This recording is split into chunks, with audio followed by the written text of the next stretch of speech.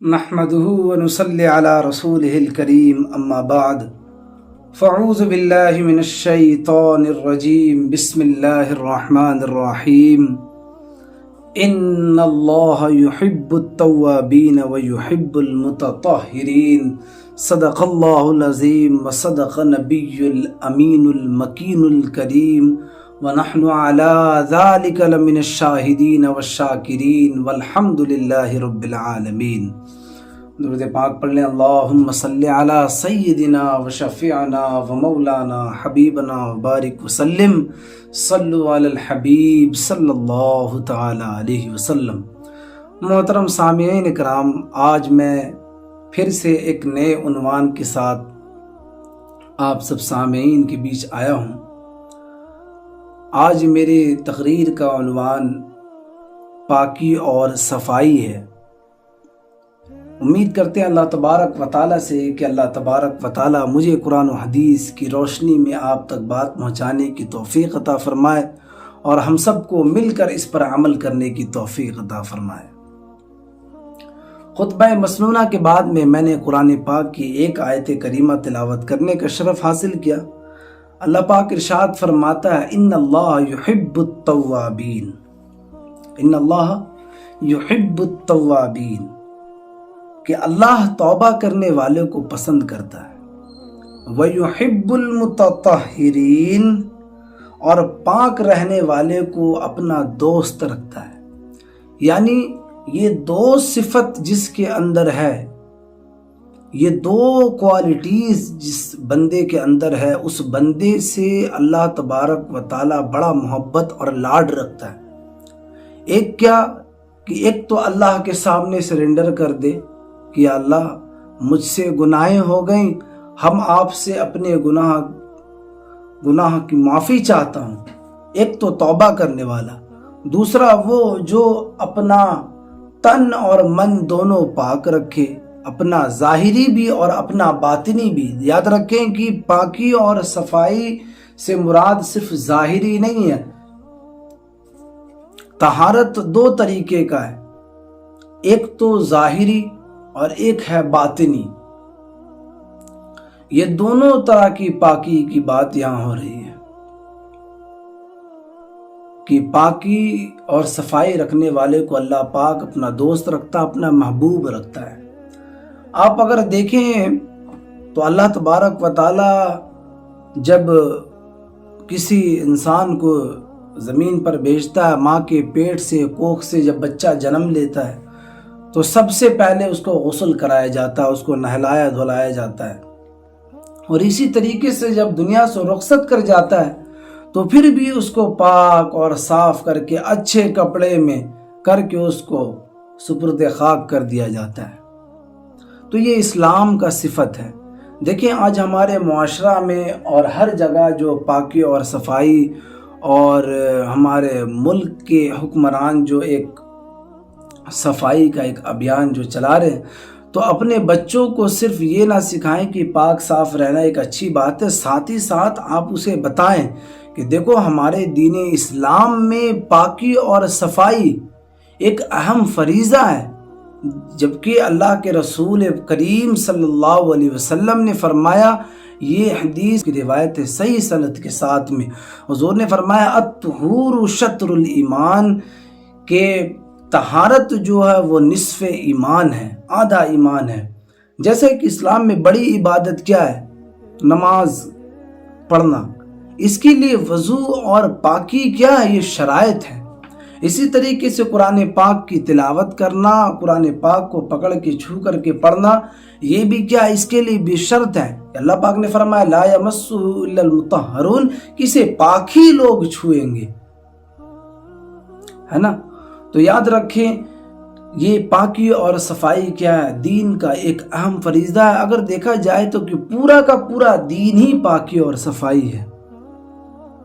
اور دیکھیں رسول کریم صلی اللہ علیہ وسلم نے فرمایا بنی الاسلام علی النظافۃ، کہ اسلام کی بنیاد ہی پاکی پر ہے۔ تو اللہ پاک نے فرمایا کہ پاک صاف رہنے والا بندہ میرا کیا ہے؟ دوست ہے، میرا محبوب ہے۔ اسی طریقے سے حدیث میں آتا ہے المستدرک للحاکم میں کہ ایک شخص کو اللہ کے رسول کریم صلی اللہ علیہ وسلم نے دیکھا کہ ایک شخص، حضرت جابر بن عبداللہ اس حدیث کے راوی ہیں، فرماتے ہیں کہ ایک شخص کو اللہ کے رسول نے دیکھا کہ اس کے بال بکھرے ہوئے ہیں، تو حضور نے فرمایا کہ اسے کوئی ایسی چیز نہیں ملی، یعنی اسے کنگا نہیں ملا کہ اپنے بال کو سنوار لے۔ پھر جابر بن عبداللہ فرماتے کہ ایک شخص کو اللہ کے رسول نے دیکھا کہ وہ بالکل میلے کچیلے کپڑے میں بیٹھا ہوا ہے، تو حضور نے فرمایا کہ کیا اسے پانی نہیں ملا، کیا کوئی اسے کچھ ایسی چیز نہیں ملی کہ جس سے یہ اپنے کپڑے کو صاف کر لے۔ یہ رسول پاک صلی اللہ علیہ وسلم نے بھی اس چیز کو پسند نہیں فرمایا کہ کوئی پاک صاف نہ رہے۔ اور آج کل دیکھیں بالکل ٹرینڈ چلا ہوا ہے کہ لوگ اسی کو بزرگ سمجھتے ہیں، اسی کو نیک سمجھتے ہیں جو خستہ حالت میں ہے، جس نے اپنے بال کو بڑھائے ہوئے، اپنے داڑھی کو بڑھا دیا، گندا سندہ، اور ایک نام لوگ رکھتے ہیں کہ مجذوب ہے۔ دین میں پاکی اور صفائی ایک ایسا فریضہ ہے جس کو کوئی اگنور نہیں کر سکتا۔ بنا پاکی اور صفائی کے نہ تو کوئی امام بن سکتا ہے، نہ تو کوئی بزرگ بن سکتا ہے، نہ تو کوئی ولی بن سکتا ہے، یاد رکھیں۔ کیونکہ جب اللہ کے رسول نے بیان فرما دیا کہ نصف ایمان ہے پاکی اور صفائی، اور اللہ نے قرآن میں مینشن کر دیا اس بات کو کہ میرا محبوب وہ ہے جو پاکی اور صفائی رکھے، ہے نا؟ تو پاکی اور صفائی کیا ہے؟ یہ نصف ایمان۔ پاکی میں آپ کا خوشبو بھی آتا ہے، تو حضور نبی کریم صلی اللہ علیہ وسلم مشکات المصابیح کی حدیث حضور نے فرمایا کہ میرے دلوں میں 3 چیزوں کی محبت ڈالی گئی، اور وہ 3 چیز کیا ہے؟ پہلے نمبر پہ حضور نے فرمایا کہ مجھے خوشبو بہت پسند ہے۔ کیا پاکی اور صفائی میں خوشبو نہیں؟ خوشبو بھی شامل ہے، کیونکہ اللہ تبارک و تعالیٰ نے قرآن پاک میں کیا فرمایا؟ یا بنی آدم خذوا زینتکم عند کل مسجد، اے ابن آدم جب تم مسجد کی طرف جاؤ تو تم کیا کرو؟ زینت اختیار کرو۔ تو زینت اختیار کرنے میں کیا کیا ہے کہ ایک اچھے لباس، پاکی اور صفائی ہو، پاک صاف ہوں، باوضو ہوں، آپ کے اچھے کپڑے ہوں، اور ساتھ ہی ساتھ میں بہتر ہو کہ آپ خوشبو بھی لگائے ہوئے ہوں، ہے نا؟ تو یہ پاکی کا حصہ ہے، یہ بھی یہ اللہ تبارک و تعالیٰ کا حکم ہے کہ تم مسجد کی طرف جاؤ، میری عبادت کے لیے آؤ، میرے سامنے کھڑے ہونے کے لیے آؤ، تو تم کس حالت میں آؤ؟ زینت کر کے آؤ۔ تو یہ پاکی اور صفائی جو ہے یہ اہم فریضہ ہے۔ پاکی یہ تو ہو گئی ظاہراً پاکی کہ جسم کا پاک ہونا، خوشبو لگانا، باوضو ہونا، نجاست سے پاک ہونا، لیکن ایک باطنی پاکی۔ اور دیکھیں میرے قرآن پاک کی ایک جو آیت میں نے تلاوت کی ہے اس میں صرف ظاہراً پاکی کی بات نہیں، اور اس میں باطنی پاکی کی بھی بات ہو رہی ہے۔ اب دیکھیں باطنی پاکی کیا ہے کہ اپنے آپ کو بغض و کینہ سے، حسد سے پاک رکھنا۔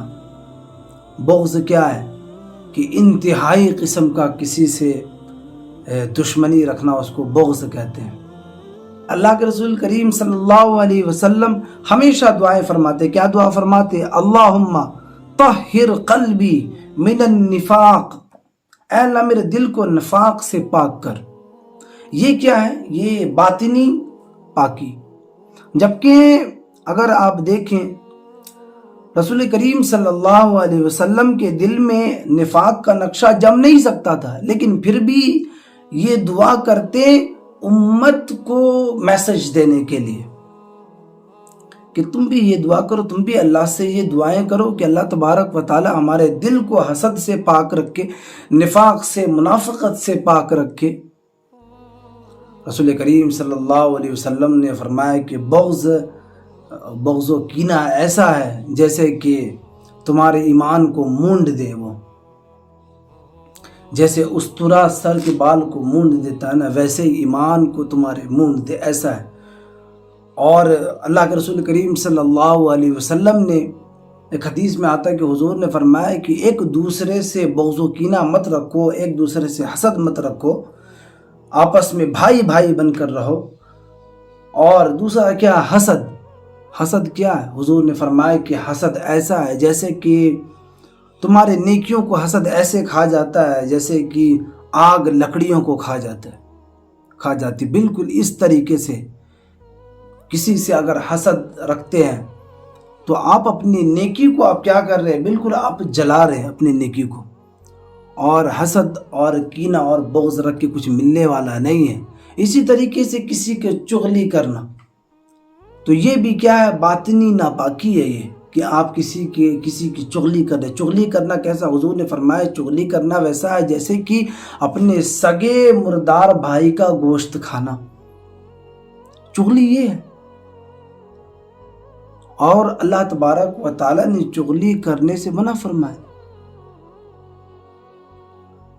اور ہم اس چیز میں اگر ملوث ہے، باہری ہمارا کپڑا اچھا، ہمارے خوشبو اچھے، ہماری ٹوپی اچھی، ہمارے جبہ کبا ساری چیز ہماری ماما، اور ہمارا پینٹ شرٹ سب چیز ہمارا اچھا ہے، لیکن ہمارے دل کے اندر جو ہے نا، یہ کسی کے لیے حسد، کسی کے لیے کینہ، کسی کے لیے بغض، کسی کی چغلی، کسی کے لیے عیوب کا تلاش کرنا، کسی کے عیبوں کو ظاہر کرنا، یہ آپ کو پھر اس طریقے کا پاکی نہیں ملتا جس طریقے سے اللہ تبارک و تعالیٰ نے فرمایا وَيُحِبُّ الْمُتَطَّهِرِينَ، کہ میں ایسے پاک لوگوں کو اپنا محبوب، اپنا دوست رکھتا ہوں۔ آپ اس میں شامل نہیں ہوں گے کیونکہ اس میں دونوں پاکی شامل ہے۔ میں نے پہلے بیان کیا نا کہ پاکی سے، طہارت سے مراد دو پاکی ہے۔ طہارت دو طریقے کا، ایک ظاہراً، ایک باطن۔ ایک ظاہر آپ کا پاک ہو، آپ کا تن، آپ کا کپڑا، آپ کا جگہ، اس طریقے کا آپ کا ظاہر پاک ہے۔ باطن پاک ہے کہ آپ حسد سے پاک ہوں، چغلی سے پاک ہوں، کینہ بغض سے پاک ہوں، عیوب تلاشنے سے آپ پاک ہوں، تب جا کر آپ اللہ کے محبوب ہوتے ہیں۔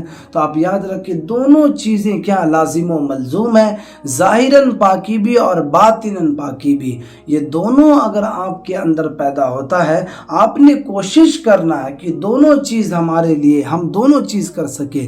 اور اگر آپ دونوں چیز کے لیے کوشش کریں گے اور دونوں چیز آپ کر سکیں گے تو آپ پھر کیا ہو جائیں گے؟ وَيُحِبُّ الْمُتَطَّهِرِينَ ہو جائیں گے، آپ اللہ کے دوست بن جائیں گے، اللہ کہ آپ قریبی ہو جائیں گے، اللہ آپ سے محبت کرنے والا ہو جائے گا، ہے نا۔ تو یہ ہمارے لیے بڑی کامیابی ہے کہ اللہ ہم سے محبت کرے۔ یہ کمال کی بات نہیں کہ ہم اللہ سے محبت کرتے ہیں، کمال کیا ہے کہ اللہ پاک مجھ سے محبت رکھے، یہ کمال کی بات ہے۔ تو امید کر دیکھیں، آپ یاد رکھیں یہ صرف ظاہراً اور باطن پاکی کی وجہ سے ہم اللہ کے محبوب ہو جائیں گے، اللہ کے دوست ہم ہو جائیں گے۔ تو اس طریقے کی چیز جو پاکی اور صفائی ہے، اس کو اپنے اندر رکھیں، ہمیشہ شریف النفس ہو کر اپنی چیز اس ناپاکی اور پاکی کا خیال رکھیں۔ جب ناپاک ہو جائے تو کوشش کریں جلد از جلد آپ پاکی اختیار کریں، ہے نا۔ پاکی اختیار کرنے کی وجہ سے آدھا، اگر دیکھیں کہ آپ پاک صاف ہیں تو عبادت کرنا آپ کے لیے 50% آپ کے لیے آسان ہو جاتا ہے، اور آپ باوضو ہیں تو 80% آپ کے لیے عبادت کرنا آسان ہو جاتا ہے۔ لیکن 50% کب آسان ہو جاتا ہے عبادت کرنا؟ جب آپ پاکی اور صفائی اختیار کیے ہوئے ہوتے ہیں تو آپ پر عبادت کرنا 50% آسان ہو جاتا ہے۔ تو ہم لوگ اکثر بیشتر نماز اس لیے چھوڑ دیتے ہیں، قرآن پڑھنا اس لیے چھوڑ دیتے ہیں کیونکہ ہم پاک نہیں ہوتے ہیں۔ تو ہم کوشش کریں گے کہ ہم پاکی اور صفائی اختیار رکھیں، ہے نا، تب جا کر ہمیں کیا ملے گی؟ کامیابی ملے گی، تب جا کر ہم اللہ کے محبوب ہو جائیں گے۔ تبارک و تعالی ہمیں پورا پاکی اور صفائی کا اہتمام کرنے والا بنائے، اور ہمیں بذات خود پاک صاف رہنے کی توفیق عطا فرمائے، اور ساتھ ہی ساتھ ہمیں ان 70,000 میں شامل فرمائے جن کو بنا حساب و کتاب کے اللہ پاک جنت الفردوس میں اعلیٰ مقام دے گا۔ وآخر الدعوانا ان الحمد للہ رب العالمین۔